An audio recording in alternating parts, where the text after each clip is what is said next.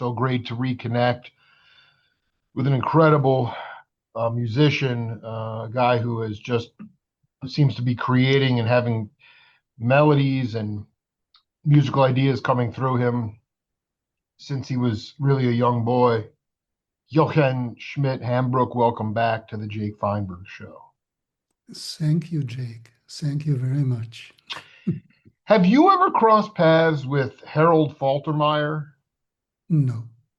You aware of who he is? Yeah, sure. He was in the Munich scene, but he left the Munich scene for Hollywood a long time before I went to Munich, because I was basically until the beginning of the 90s, I was in the Cologne scene and only occasionally worked in Munich. But that changed when I was working with Klaus Doldinger, because he always took me to Munich to record scores for him. And at this time, Harold was already gone. I mean, he's now back, but we move in different circles. I love it. So, I mean, because I just wanted you to talk about, I mean, again, you were kind of coming into your own professional studio recording career in the late 80s. But, to me, I was just curious about, when you first started out, how much creative control did you have in terms of having a budget big enough to have real human beings playing the scores? The reason I brought up Faltermeyer, he did two of my favorite soundtracks in the mid 80s, was Beverly Hills Cop and Fletch, and these were like some sort of synthesizer programs. It was very heavily programmed stuff, but there was still a pulse to it, and it was still funky. Maybe there were human beings playing some instruments, but I just curious about with you, when you started to become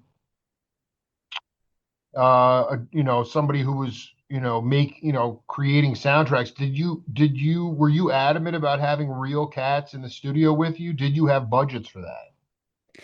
Yes, I did. Because at this time, my first real professional job as a composer was around 81, 82.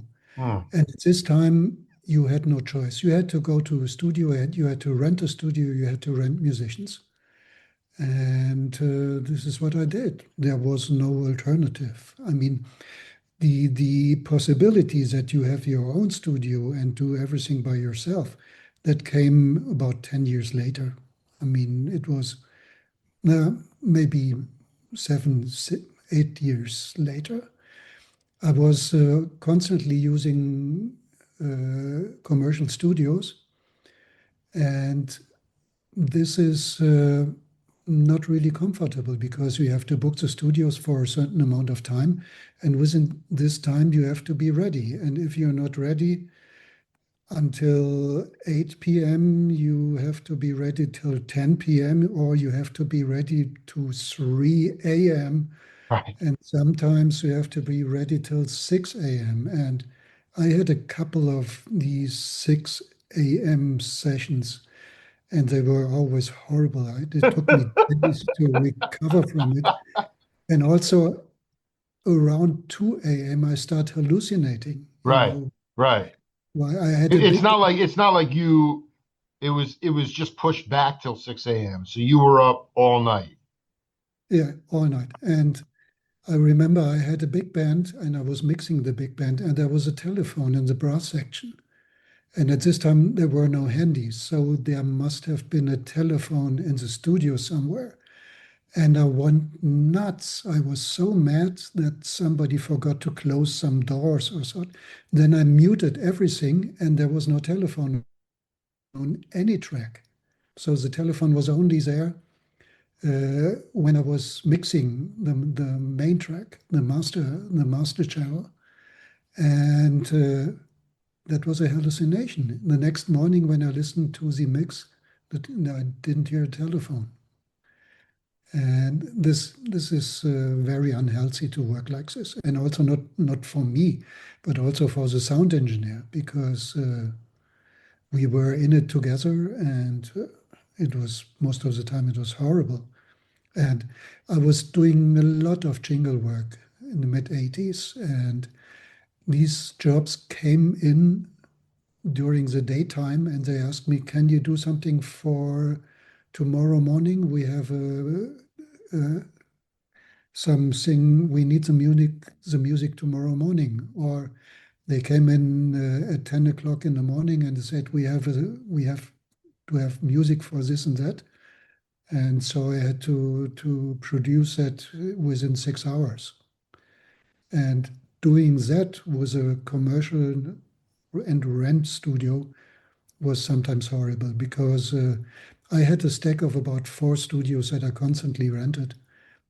And this is not a good situation, because sometimes also the studios were not in a good condition. I mean, I told you about the first studio job I ever had, the Studio Chef in Cologne, which was one of the biggest studios. And it was one of those studios that were meant to intimidate, like a huge board and beautiful rooms and cafeteria and everything. Wow. And sometimes I had to rent this for a jingle, which was totally eating my whole budget. And the only studios that I ever walked out on was this studio, when it has changed owners, and it became quite bad. And I had a session and I had to walk out because nothing was working. And this can also happen. Can there was like Lalo Schifrin, I interviewed him a couple times, and some of the studio cats that worked with him, they oftentimes, um, it would be dependent. They'd actually project the scene of the movie onto a wall. This is more like Mm, late 70s, but if it's like a bunch of cowboys galloping through the desert on horses, you get that sort of way out west sort of feel. And then once they understood what the feel was, the band would actually just improvise the music for that scene.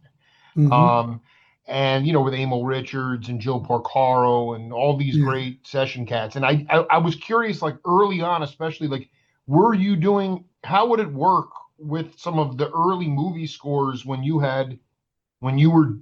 were in charge? I mean, were you doing something similar, where you would get the film in advance and get an idea from the filmmaker what the scene entailed, whether it was a nightclub scene or in the country, Mhm. and then you would project it up there? Can you talk about some of that Yeah. those early incarnations? Yeah. As a session player, because I still was working as a session That's right. player, Yeah. I kind of hated this situation where we were supposed to just create the track. I mean, I had sessions where I got the music and there was just E minor scribbled. Yeah, but I mean, for you, I mean, you are a scientist too. Like, it drove you crazy? I mean, to me, that would be like a fun challenge for someone like you. Yeah, as a musician, I loved it because I Yeah. can do what I want. I had a lot of freedom. And also, if the whole band had this kind of freedoms, we were just making stuff up on the spot. And that was fun. Yeah. But on the other hand, I mean, who's the composer? This is an important question. And Right. I never did this because Wow. I I wanted to be sure what will be happening in the studio when I'm going to hire a bunch of guys and a studio which cost quite a lot. And I didn't want to be on the mercy of someone else's idea. And also, I'm supposed to be the composer and I'm supposed to be sure about what the direction the music should take and what the music should actually sound like. And I mean, it happened to me exactly twice that a musician created a part on the spot that was so important that it actually changed the whole track. Can you talk And about those times? yeah, because I felt that it was important that I give him credit for it. So he suddenly is not a musician anymore, but he's a co-writer. Well, that I mean, no, that I mean specifically the actual scene and the movie that it was in. Do you remember the specific time that that happened? Yeah, the first time I told you when we stopped our last session, I told you about Goodbye of from Zadba, you know, that weird free jazz record I did Right, in right, yeah, yeah, yeah, 78 or yeah, yeah, 79. yeah. That was a real free jazz thing, and everybody thought it would be nice to have some sort of happy ending to the whole record. So I wrote a calypso, Wow, and wow. a very charmingly silly song. And of course, we only had one saxophone player, drums, and bass. And just having a melody and bass and drums, it sounds really thin. So I had the idea, as we are in the studio, why not make two overdubs and have a three-part harmony version of the melody? And I wrote this for three tenors because we had a tenor saxophone player. And in the studio, I gave him the music, and we recorded one tenor, the second tenor, and the third tenor, and it sounded like shit because Oh, you recorded them in ice like separately. separately, one Yeah, after another, yeah, yeah, the same tenor player. First of all, it was all the same player, which is not very good. And right. second, there is a reason why you have different saxophones in the saxophone family and in the saxophone section. And I didn't have that, so I thought I write really close harmonies and hope for the best. And that didn't work out because adding the third tenor was making everything totally muddy, and all my beautiful dissonances just made everything worse, much worse. So I had to think about what to do, and the saxophone player said, "Well, I have an alto with me," and I said, "That's it. Will the top voice will be played by alto?" But we only had about, I remember it. It's like yesterday. We only had about 15 minutes. So I said, I wasn't that fluid at that time because that was the very first thing that I recorded my composition on. That because then I had to transcribe from B flat tenor to E flat alto, Mm. and it would have taken me longer than the 15 minutes we had on studio time. So the guy said, "Okay, let's record it tomorrow," and I go home and write the alto part. Okay, he did that. Next morning we recorded it, sounded much, much better. And that's the version you hear on the record. So fast forward to about 15 years. I had a movie and the director wanted to have a very silly and charming and nice track on the soundtrack. And I played her the Goodbye. And she said, "That's it, we're going to use it." And I re-recorded it this time with a whole band, and it was like this on the soundtrack. And the movie got an Academy nomination, and it was a huge success. The album went multiple times platinum, and it was one of the main successes in the German cinema. It got an Oscar nomination. The English title was Beyond Silence. It was in 1998, I think. Wow.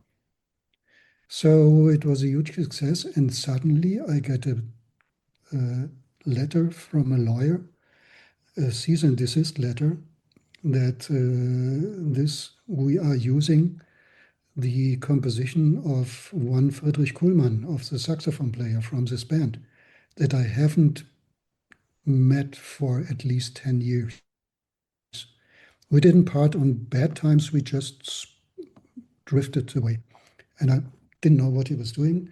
And it turned out he wasn't doing so good. And so he had a chance. The woman that he was with at this time, 12 years ago, uh, he was she was still speaking to him, and he told her, "You remember when I wrote this thing?" And she said, "Yeah, you came from the studio. It's such a beautiful tune. And you remember how I composed it? Yeah, you were writing it down somehow."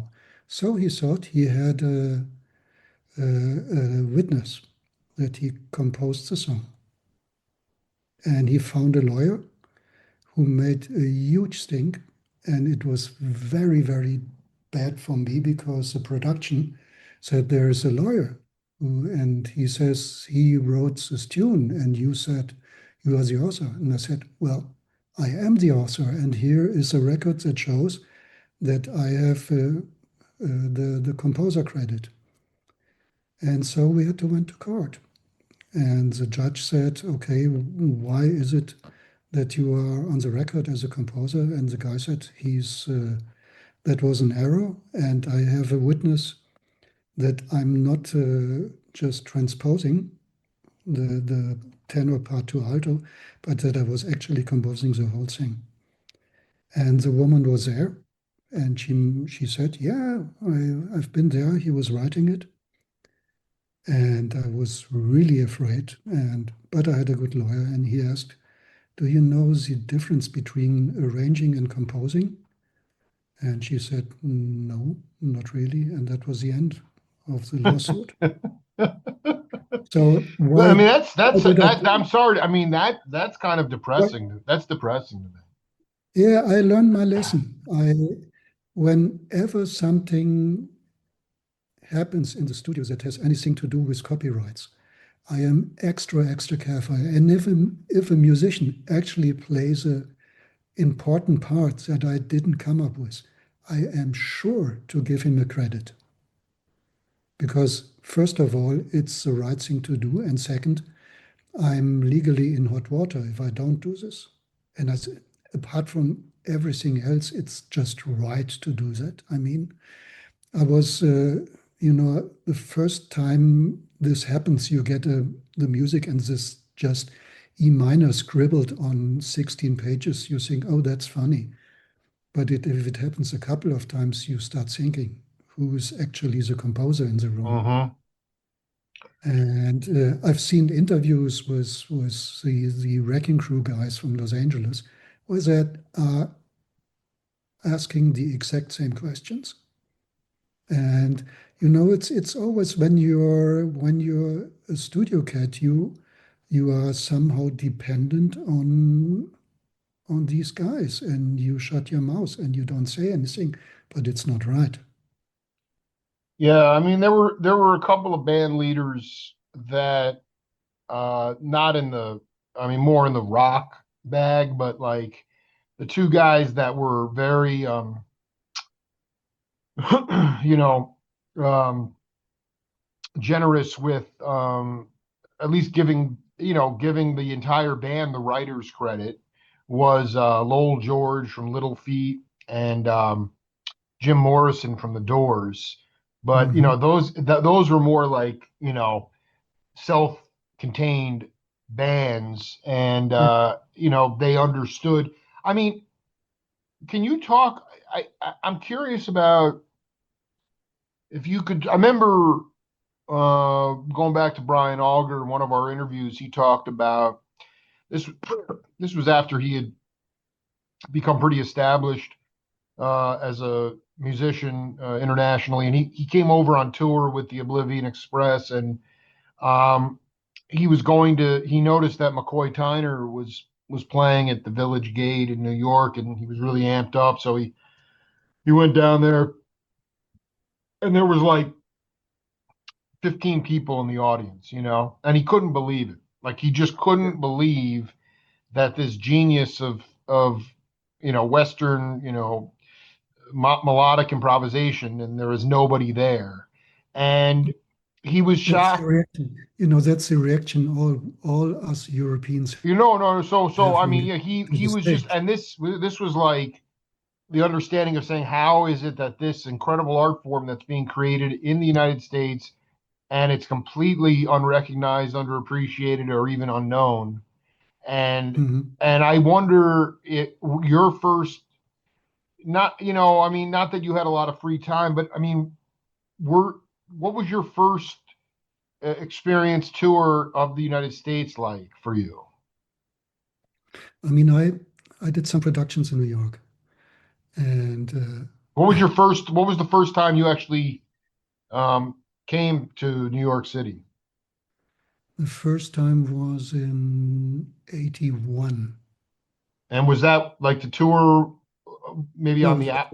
that was just a visit. Just I was a stupid German tourist, Yeah, and I was 3 years old. yeah. No, But I mean, I was just down the road in Long Island, so we weren't too far away. But yeah, you were, so whatever, you were tour, but it's this album in '86, New York something that you did. Mhm. Can you Yeah, talk that I mean, that's another album that I am like, I've never seen it before. I need to get it immediately. But I'm like, so Jochen, like, obviously was, you were fascinated in some way with this sort of uh metropolitan city. I mean, I'm curious about the genesis of that album. I mean, this album was produced in Cologne, Oh, but with very, very good musicians, with Charlie Maiano oh my God. and Rainer Brüninghaus, who's the keyboard player of Jan Garbarek, Yep. and the really the best musicians in Cologne. And it was basically a thing, and Manfred Schof also played on it. Manfred Schof is a very important person for me.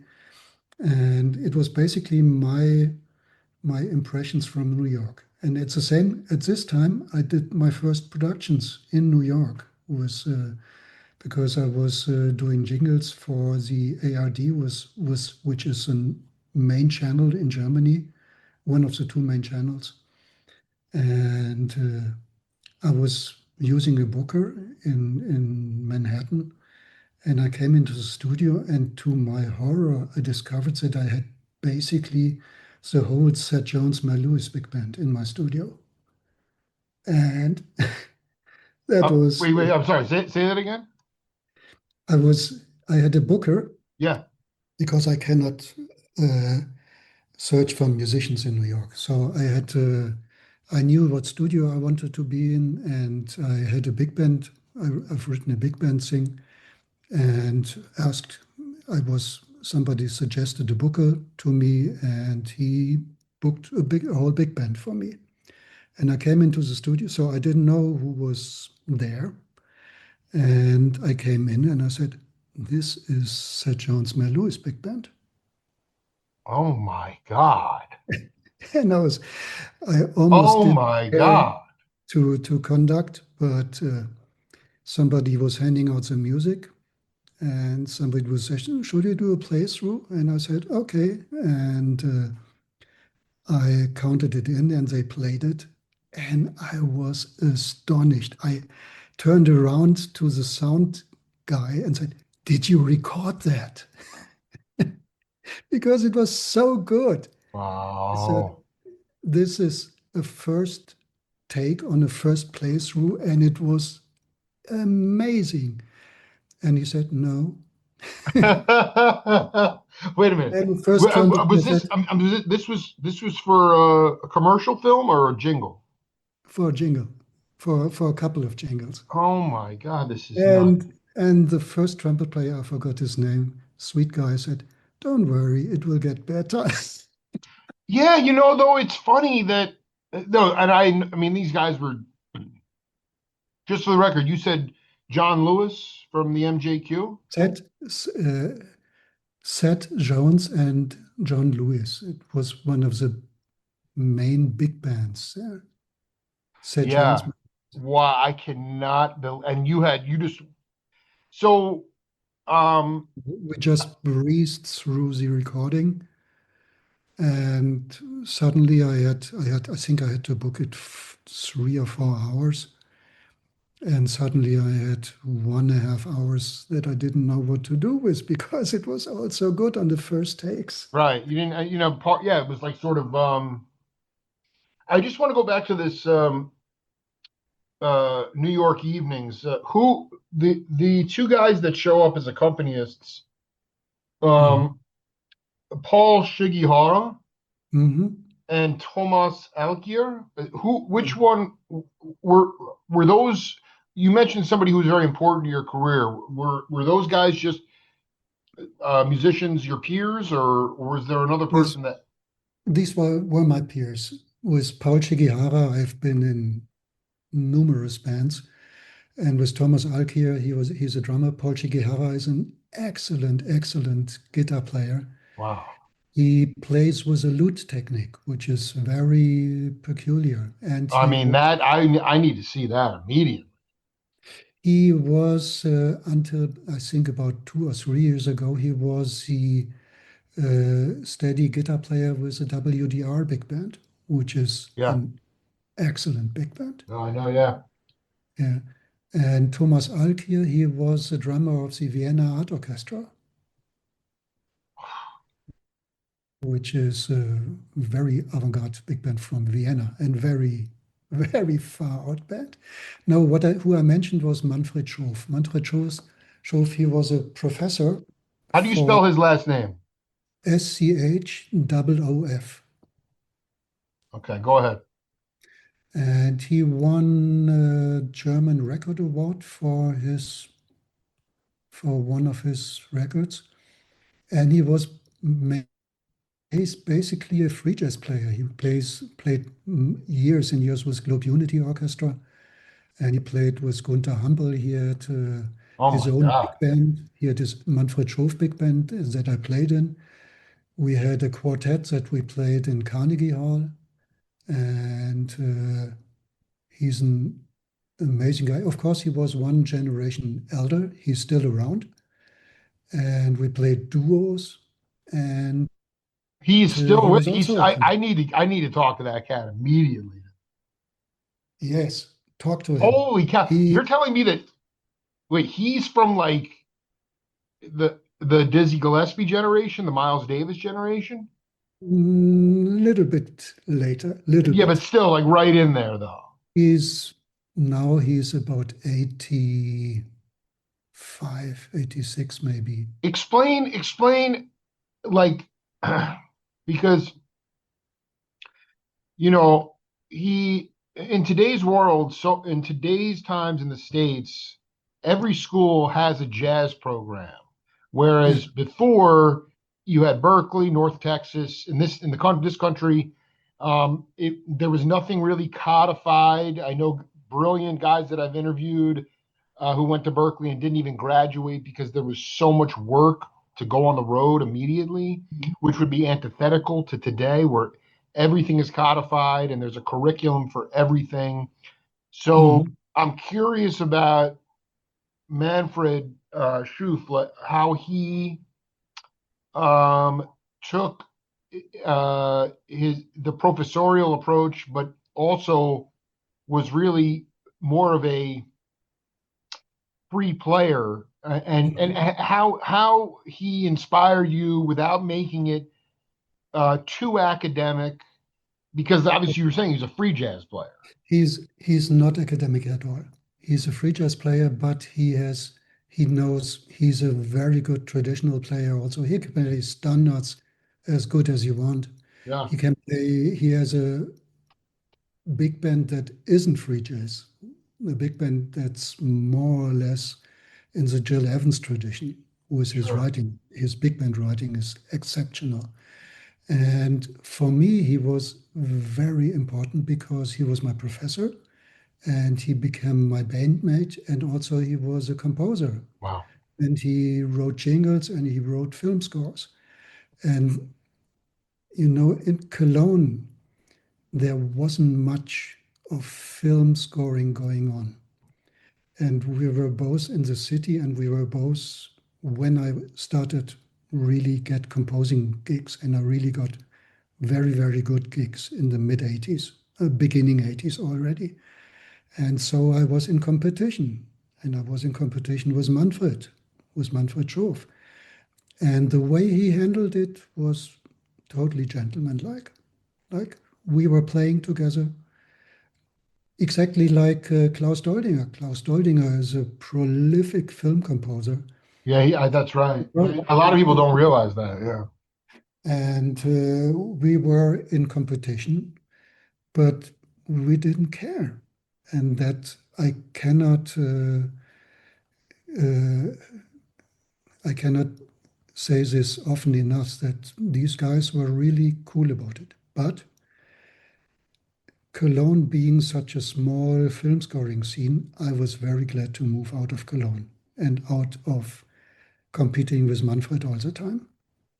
Because with Manfred, I was in the studio all the time. Manfred was doing a children's series that is very, very famous in Germany, Die Sendung mit der Maus, which is every German child knows this. Wow. And he was writing for it constantly. Oh And my God. That was like a yeah, Sesame Street of Germany. yes, Yeah. Sesame Street, Germany, excellent. Yeah.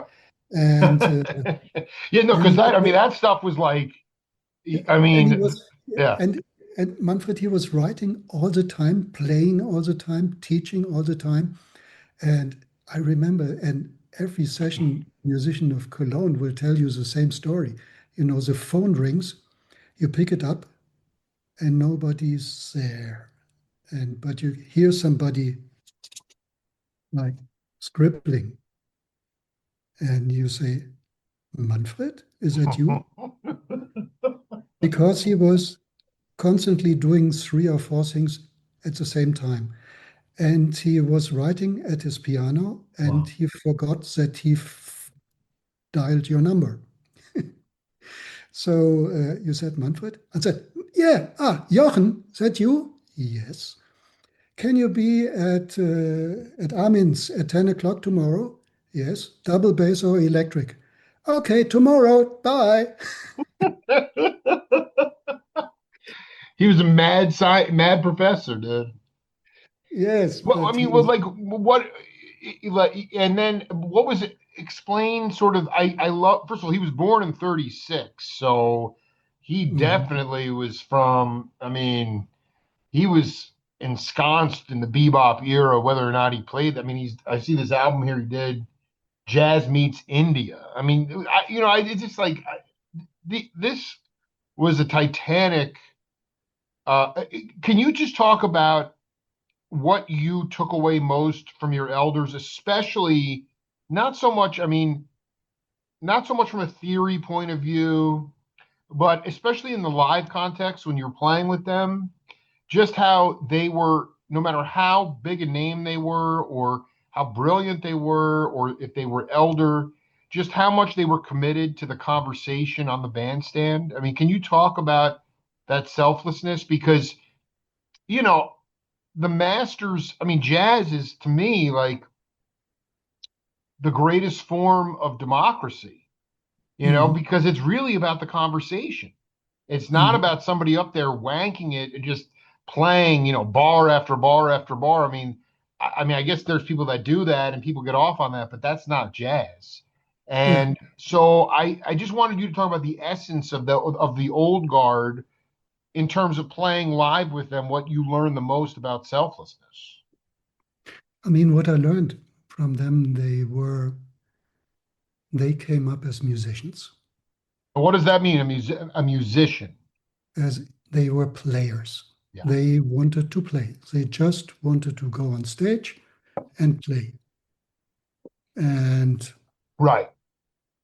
that's It number was it one. was it was about playing as a unit too, as one living, breathing organism. It wasn't No, about they just wanted to play their music. yeah. Klaus Doldinger, he started at the beginning of the 50s playing Dixieland. That was his first band. That was his first award. Right. So, so they came up as players and they found out that they could write.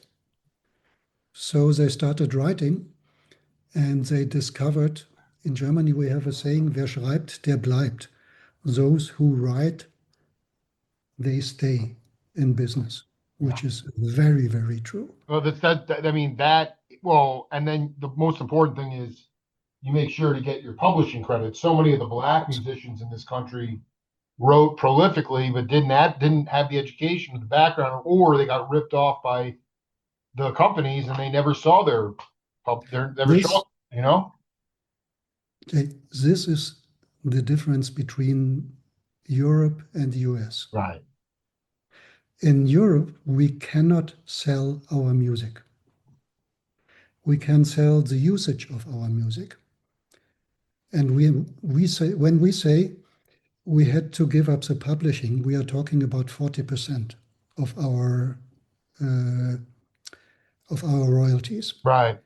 We cannot lose more than 40% first. Actually, it's a little bit more, but this is getting too complicated. No, I understand, but it's more, So, go ahead. So, I mean, it's a so, very so, communal situation. Yeah. so the thing is, in Europe, we keep our publishing because we cannot sell it. Was when I went to Hollywood. I had to. Everybody pressured me to go into ASCAP and get out of GEMA, which is the German equivalent Yep. of ASCAP, Absolutely. and take out the US for publishing.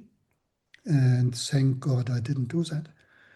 And this is why in Germany, when you write, you still own your publishing, basically, minus 40% if you're unlucky. So this means they knew very fast that writing would keep you afloat. If you're in a dry spot as a musician, you still have your royalties, which is very important. And so this I learned very fast and very soon from them. And this is why being competitors was not a big deal. And to get back to my point, what did I learn from them else? I learned that as a musician, you have one role, and as a composer, you have a different role. The Mm. first responsibility as a composer is make sure the song sounds good. And this means that you don't really care for the musicians. When I write when I write film scores, I don't think about the musician at all. Because a lot of composers who don't write film scores or don't write commercial music, they tend to write so that the musicians enjoy playing it, which is nice. And I like a good bass part as the person next to me. But as a composer, your main responsibility is to make the song sound good. And what these guys like Manfred Schof and Klaus Doldinger and Klaus Lenz and a few other guys, what they managed is not only do they write for the song, but also they like their musicians and they want their musicians and their bandmates to make a bella figura on stage, as the Italians say. They, Enhance the entire thing. Yeah. and look good on Yeah. stage. I That's mean, just exactly right. yeah, I mean, if you when you're on stage with musicians, you want everybody to look at their best, and so you write parts that are responsible for creating a good song, but also responsible for making the musician look good. And that's quite something that's not very easy to do. It's not extreme, it's not rocket science, but it's something that not many people do. How have you handled the idea? I mean, I often talk to, you know, you know, band leaders. Again, it's a little bit different in the studio, but at the same time, I'm looking here at the New York, um, the evenings that you did, and you played multiple instruments on that album. And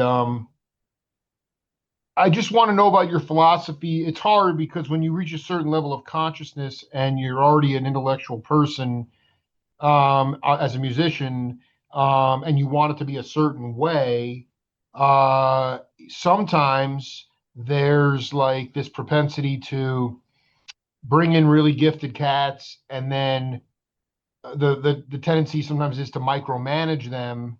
Whereas Mm, on the flip side, it's you bring people in and you let them do what they do best in order to enhance yeah. the overall sound. And I Mm, wonder how you've learned to, in your career, to um, still be satisfied, beyond satisfied, be exhilarated with the final product, but recognizing that when you're bringing in accompanists or studio sharks, that you brought them in for a certain reason and you don't micromanage them to the point where you take the soul out of whatever they're doing. no, because normally in film scoring or in jingles, everything is written down. Right, But I said in last time, you still hope that somebody will make it better by playing really well. right, right, And this right, is the right, thing that happens. right. I do mock-ups and they sound quite good because I have to do it for the conductor because nobody can imagine a score. And I'm a lousy piano player. I cannot demonstrate a score with some certain complexity on the piano. I can fumble my way through and explain, but I'm not going to dazzle anyone with my piano playing. Hmm. Uh, but so I have to do mock-ups. And when they like the mock-ups, I hope that the studio musicians will make the mock-up better. Because a lot of times the director or the producer or the girlfriend of the producer or whoever wants to show up is at the recording session and I have to perform. It suddenly becomes a performing act because I'm standing in front of the orchestra and conducting, and I know the way I conduct. I know a way to conduct to make the orchestra sound better. So I have to do this. And if I don't, everybody's slightly disappointed, although it might still sound okay.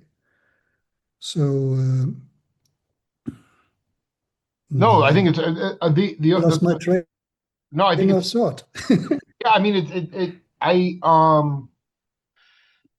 this is always something I like to talk about with because Klaus Doldinger. I mean, I don't think I've ever heard a bad recording of his. I mean, the stuff that he was doing with Passport, anything on MPS, it's Mm, cut, it's burning.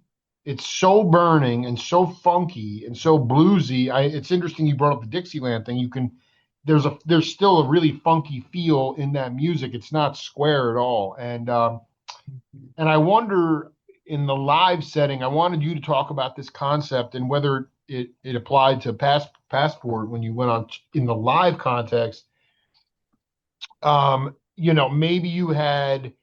Maybe you played the similar set lists on tour, but I mhm. want to ask you about this concept of never playing the same song the same way once. Yeah.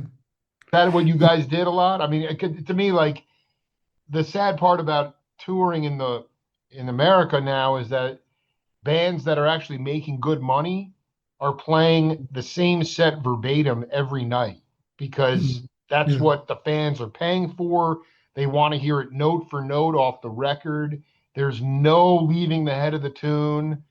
the bands that are pushing the envelope are starving to death. And it's kind of always been like that, but it was more, I mean, it was more of like a psychedelic approach, which was you never play the same song the same way once. And I wanted you to riff on that and how it related to your live touring with Klaus.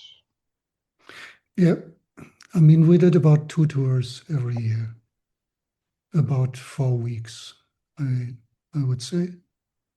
And of course, I mean, routine can sneak in, and Of course. Yeah. you get bored, but the chemistry in the band was always good, and Klaus always managed to keep some things fresh. Like he brought in Alphonse Mouzon for a tour. He brought in Billy Cobham, not for a whole tour, but for a couple of gigs. Oh, that's ridiculous. Yeah. Billy's a And dear friend. I can, so I mean, just changing up that rhythm and that groove in itself would be yeah, breaking people out of that routine. yeah. Yes. We had wild gigs with him, and it was so much fun. And Klaus, he steps aside and watches his musicians play and smiles, and he really digs it. I freaking love that guy, man. It's so great.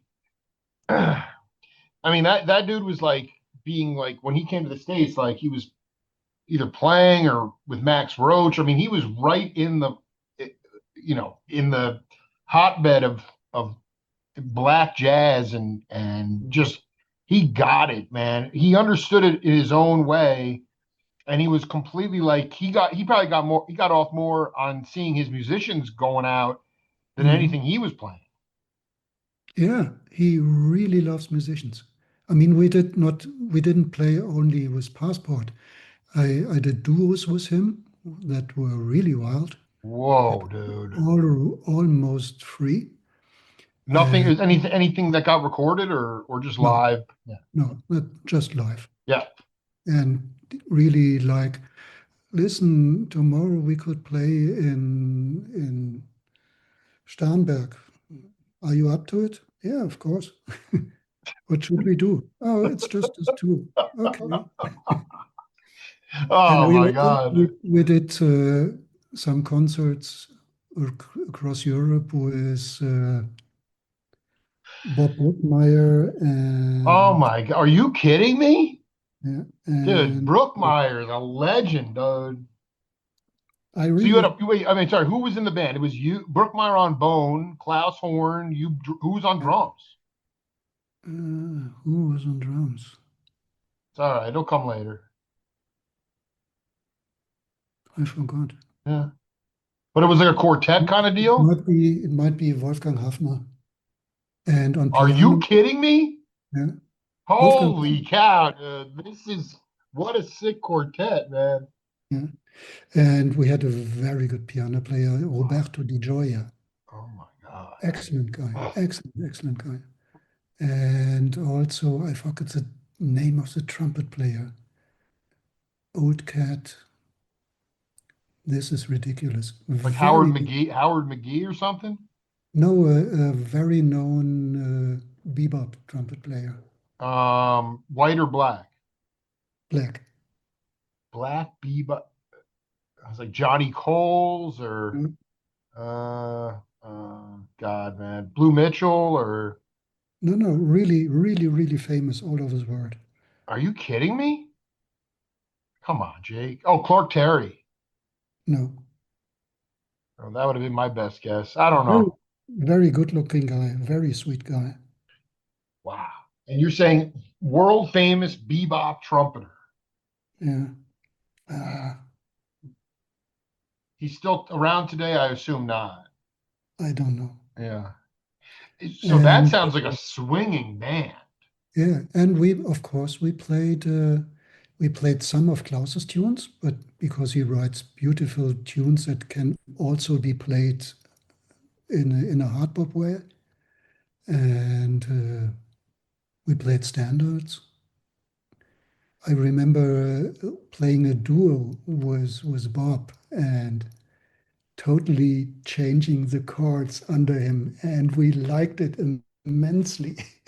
Some Dude, that ballad. is the most beautiful. Dude, Brookmeyer, I mean, dude, that man was Yeah, I sublime. know. I remember. I've grown accustomed to her face, Yeah, and yeah. I totally changed the chords, and and he loved it. He went right with it. Yeah, of course. Oh my God. That is epically class. It's driving me crazy. I can't think about this bebop trumpet player. I don't know who it is. Um, Short name, short name. Short name. My God, Oh, it will come to me. I'll write you when it comes to me at please, 4 please. in the morning. You know, as we wrap up set two, you know, you feel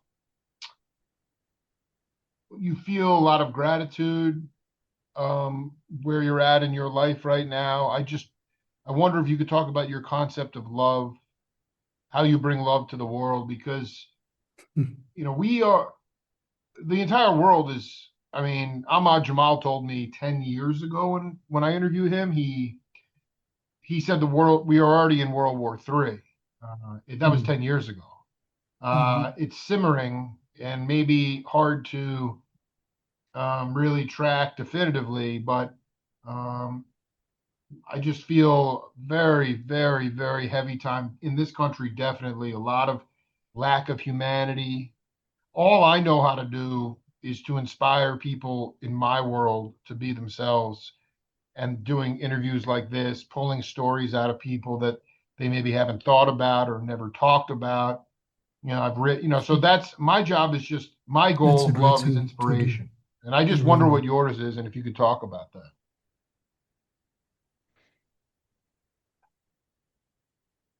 I mean, I stopped playing when I met my wife, about five Yeah. years later. You got busy. Yeah.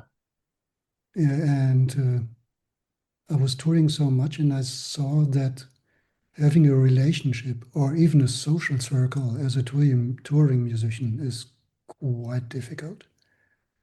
These two guys that I was talking about a lot, Manfred Schof and Klaus Doldinger, they managed to stay married for, I don't know, 50 years now or 60 years even to the same woman. Yeah. I mean, And, it's a different generation. so when I met my wife, I totally fell in love with her and we got married. And I thought it's going to be difficult to have a relationship and constantly touring and constantly being in the studio. And also, I had to make a decision what I was interested in. And that was during a tour with Passport where we played some festival. And Schofield was playing with all the heavy cats. And normally I would be in the first row. And I was already playing for 3 weeks constantly, and I was tired and I couldn't really concentrate on the Right. music. Yeah. And I went home. I went into the hotel room, and switched on the radio there. And on the program was Die Toteninsel, The Isle of the Dead by Rachmaninoff. And this totally threw me because the music was speaking to me in a way that I feel very, very seldom. I mean, like really, like what I told you about when I was watching Escalator to the Gallows. It was Right. In France. in France, yeah. And The Isle of the Dead is a masterpiece of orchestral writing. Right. And at this point, I said, so what are my games, my goals? Hmm. To become an even better bass player. That would be possible, of course. You can always get better. But what is my main interest now, right this second? And listening to Rachmaninoff was, I want to know more about orchestration because I got offered bigger films that were calling for bigger orchestras, and I was not really good at orchestrating.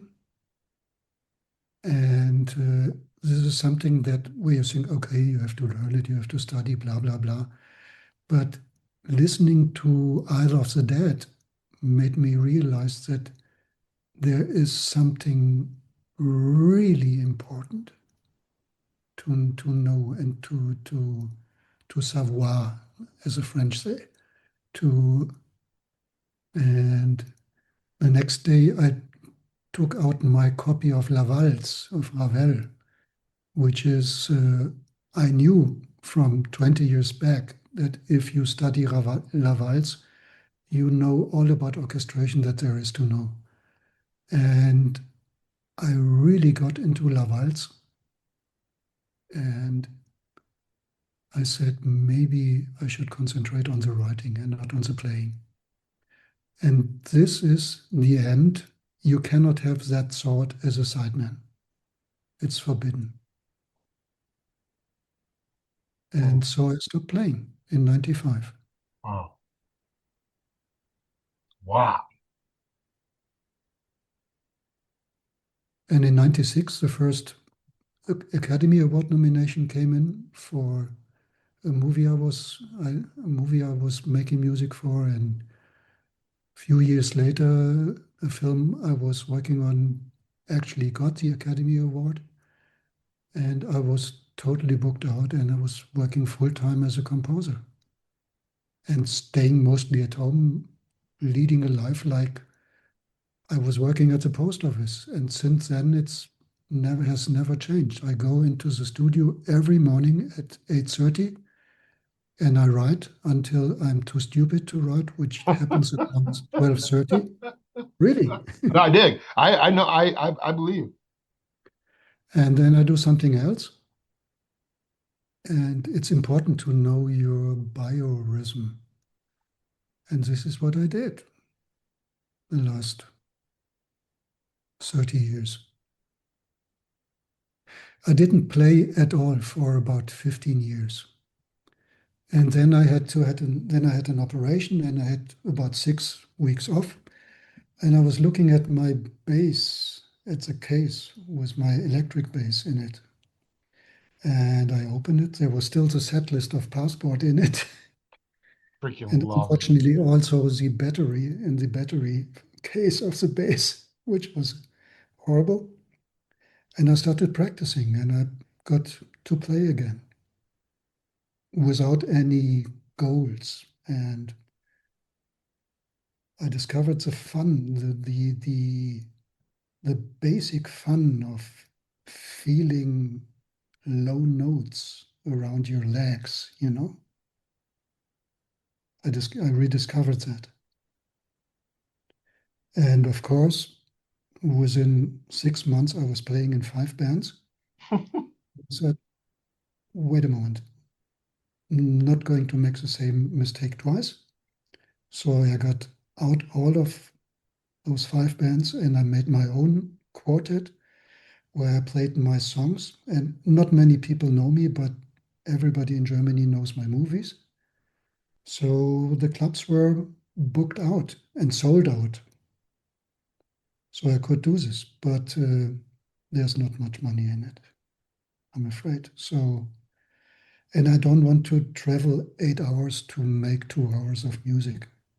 And I'm 70 now.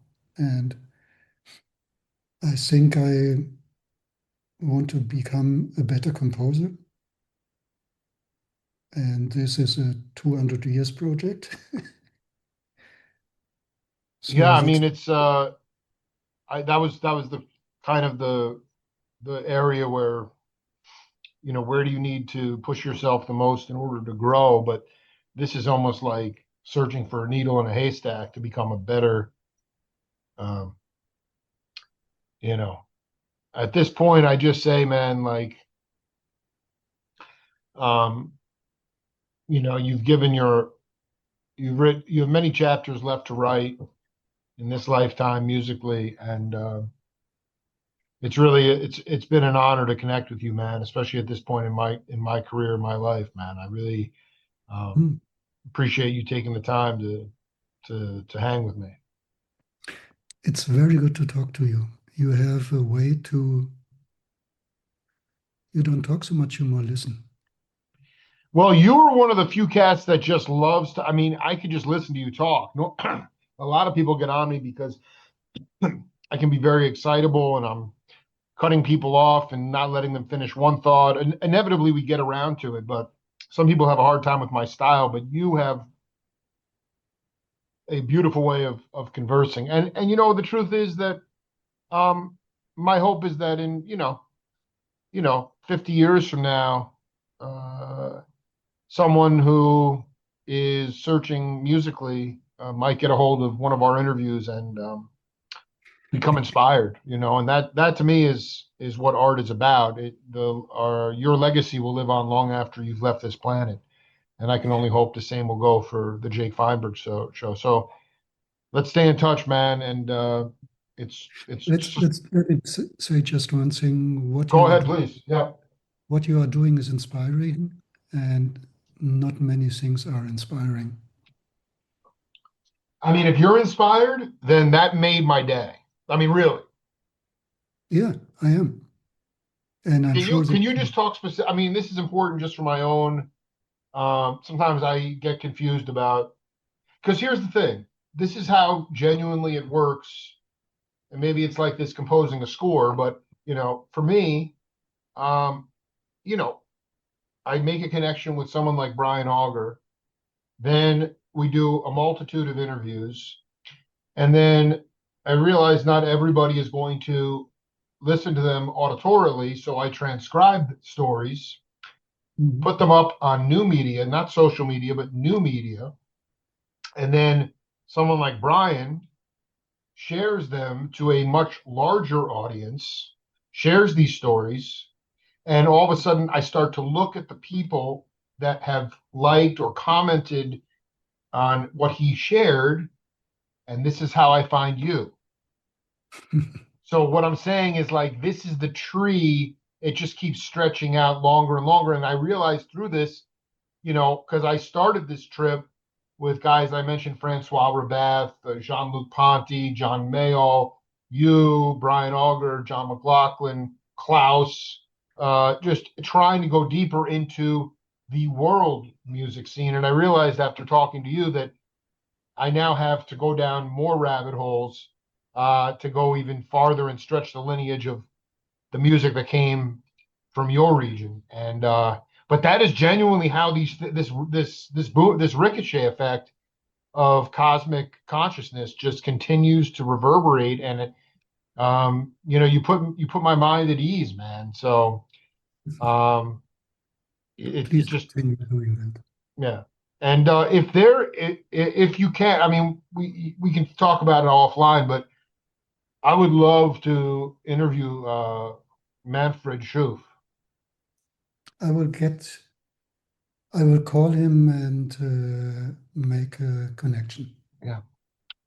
Bless you, my friend. I am so grateful, and I hope that you have many, many creative, inspiring things in the near future. And I Mhm. am grateful to have this on the record, man. Okay. Ciao, Jake. That Cheers. was really, Yeah. ciao. Ciao. Take care.